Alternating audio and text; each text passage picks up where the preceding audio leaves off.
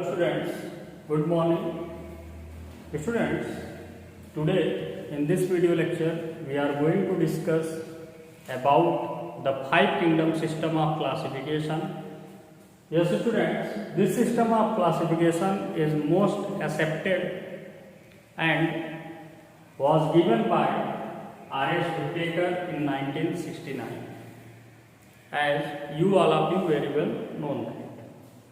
So students, Whittaker separate the kingdom fungi, or you can say that fungi, from the kingdom plantae and make a new kingdom that is called kingdom fungi on the basis of complexity of cell, complexity of body organization and mode of nutrition.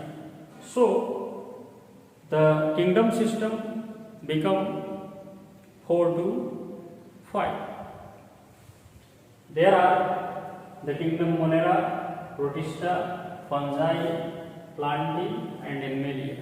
So let's go on our first kingdom, that is the kingdom Monera.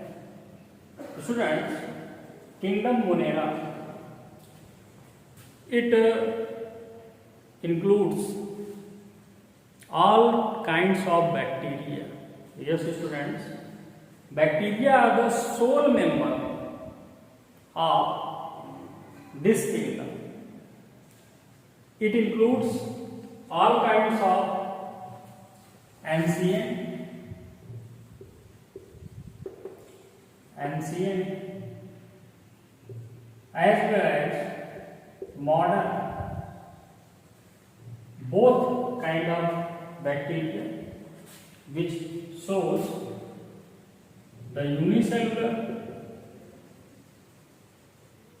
body organization, autotrophic, as well as heterotrophic mode of nutrition. Heterotrophic mode of nutrition. So students,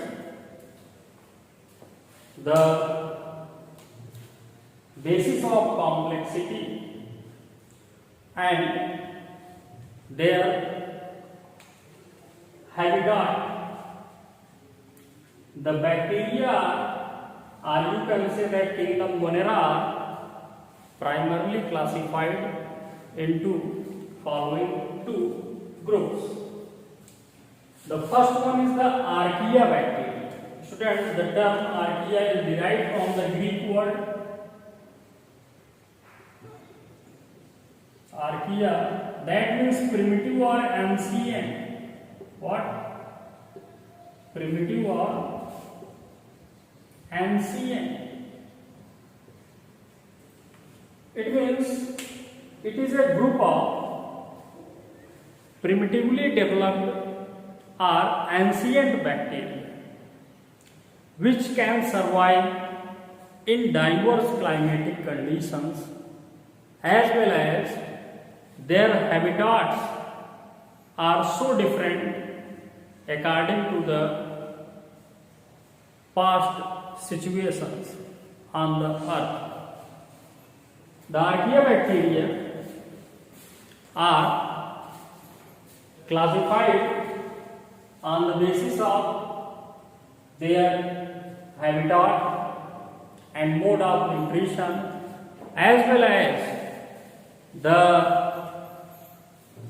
substances they produces after the oxidation. They are classified into following three categories. What are they? These are the methanogens, halophils and thermoacidophils. Students, methanogens,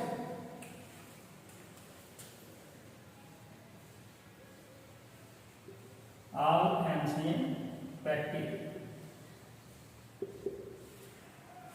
all are heterotrophic,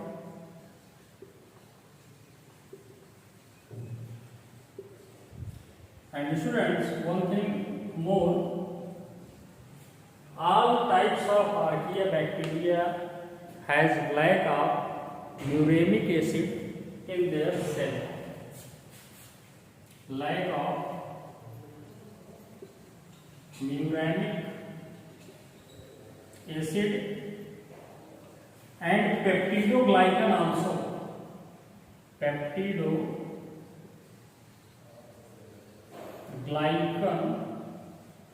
also in their lipid layer. So students, the first one is the methanogens, second one is the halogens, and third one is the thermoacidophils. So today we are just going to describe about the archaea bacteria, and here the eukarya or eubacteria are also taken. It includes all the modern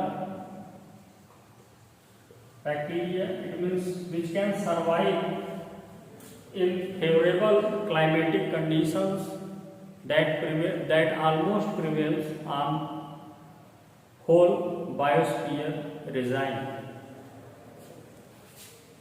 All the bacteria are mainly unicellular, and most of them are autotrophic as well as heterotrophic. Most are autotrophic and few are heterotrophic. Autotrophic and few are heterotrophic.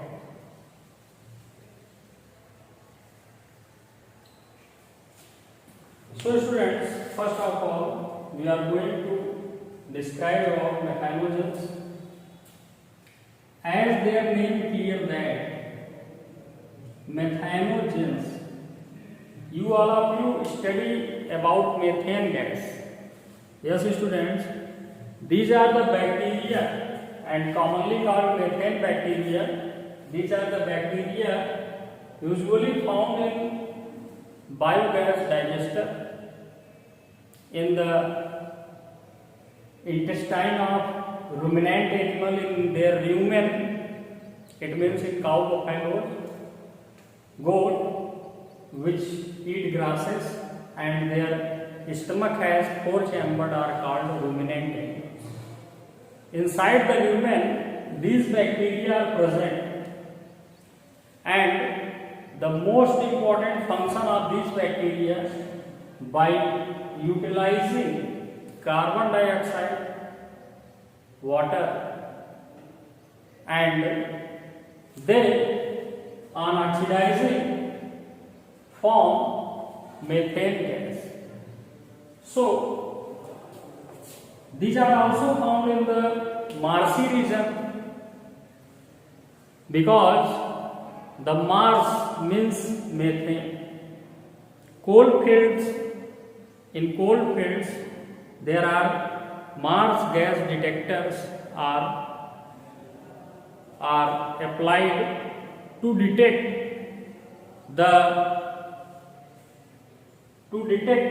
about the any kind of leakage of the methane gas, because in coal fields the methane gas are also formed due to high temperature and pressure.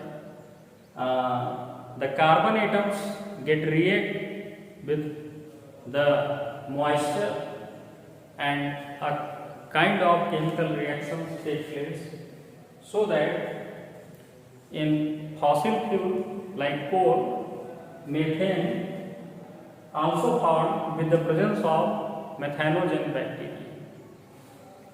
What we find? We find that these bacteria can also sustain their life in very diverse climatic conditions. So the main function of the methane bacteria is production of methane. As we are introduced about the biogas or gobar gas plants in our neighboring in villages, where with the help of cow dung the methane gas is produced, that is also used for cooking and production of electricity. Due to presence of these bacteria in that biogas digester. Next to the halophils, students. Halophils, as you all of you know about halogens. What are halogens? The chlorine, bromine, iodine, these are called halogens. And students, these halogens are the kind of elements that along with the alkali metal form salts. Yes, like NaCl, sodium chloride, FCl, and like that many more salts are formed in this by this type of halogens. So barium chloride also. And students, the halophils are the kind of bacteria which are found in salty regions. It means they are generally found in the sea coast shores, where more and more number of salinity is found in their surrounding. So they are these are the bacteria which can survive their life,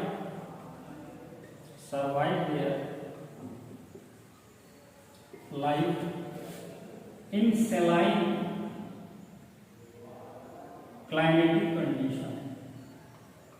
climatic conditions, and also responsible for the formation of calcium salts, magnesium salts, and salts of other phosphates where they are present. Next is student thermoacidophils. As their name clear that thermo means temperature, acido acid, and phils bacteria. These are the kind of bacteria which can sustain their life above 80 degrees Celsius temperature and also below 0 degrees Celsius temperature. They are utilizes hydrogen sulfide and sulfur dioxide to react with the water to form the acidic substances or acids like hydrochloric acid, sulfuric acid. So the thermoacidophils, the name is after they can survive below 0 degrees Celsius temperature. It means in minus degree Celsius temperature as well as above the 80 degrees Celsius temperature in hot water lakes and other such kind of Atlantic sea water. So their name thermoacidophils is confined due to production of some kind of acids like hydrochloric acid, sulfuric acid, fumaric acid. These are the some types of acids which are produced by them, and they are found in the acidic environment at high or low temperature. That's why called thermoacidophils.